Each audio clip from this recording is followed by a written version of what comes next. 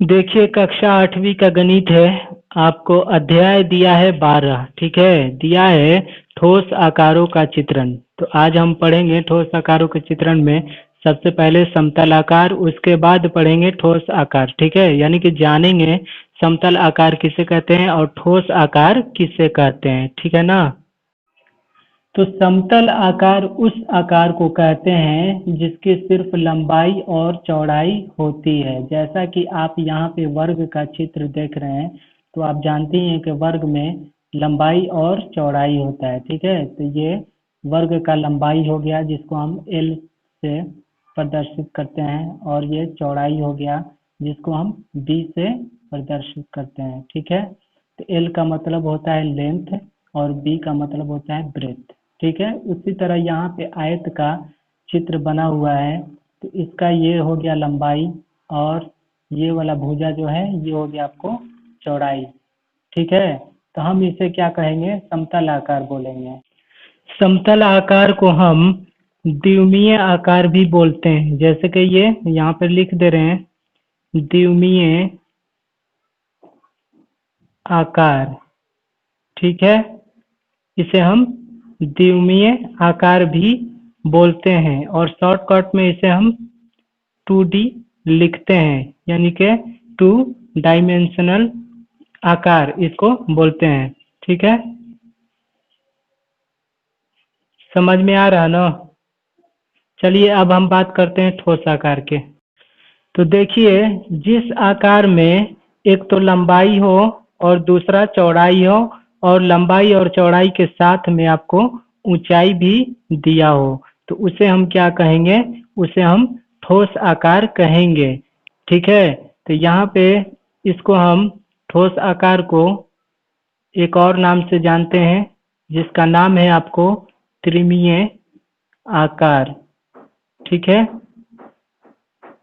त्रिमीय आकार, यहाँ पे वह छूट गया है, फिर से लिख दे रहे हैं यहाँ पे, त्रिविमीय आकार। इसे ठोस आकार को हम त्रिविमीय आकार भी बोलते हैं, और शॉर्ट में इसे हम लिखते हैं 3D आकार, है ना। 3D आकार बोलते हैं या लिखते हैं। अब बात करेंगे हम 3D आकारों के दृश्य के बारे में, ठीक है। यानी कि ठोस आकारों के दृश्य के बारे में बताएंगे। तो यहाँ पे हम लिख ले रहे हैं 3D आकारों आकारों के दृश्य, ठीक है।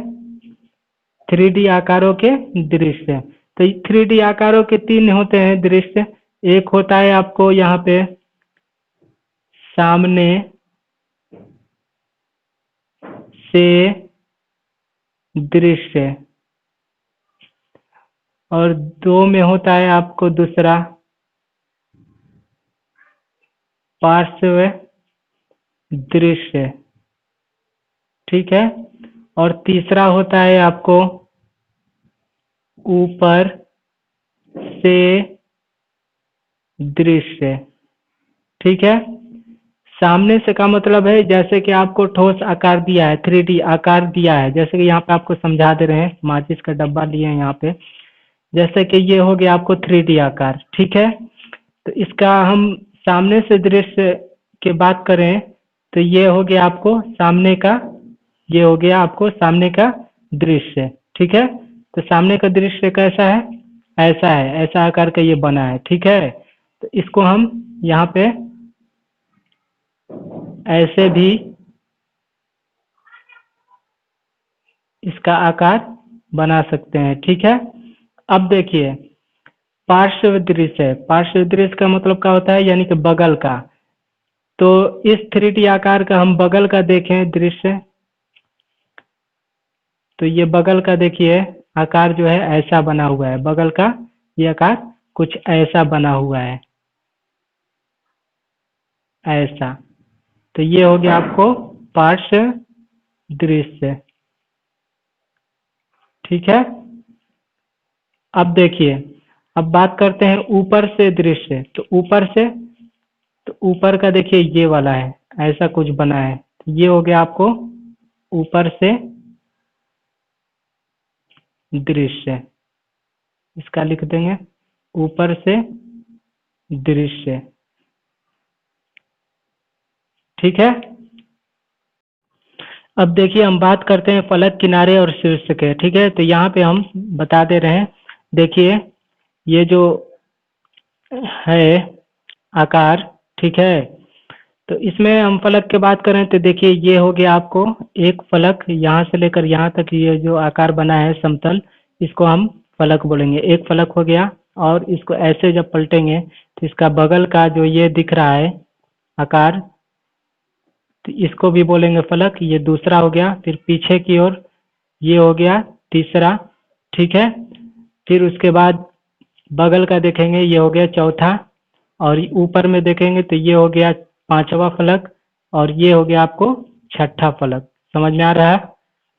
अब बात करते हैं किनारे का। तो किनारे किसे कहते हैं? तो जो रेखाखंड है उसको हम किनारा बोलेंगे। तो देखिए यहाँ पे रेखाखंड देखिए कितना है, यहाँ पे एक है, और ये हो गया दूसरा, दूसरा हो गया, ये हो गया तीसरा, और ये हो गया चौथा। ठीक है। ये सातवां, आठवां।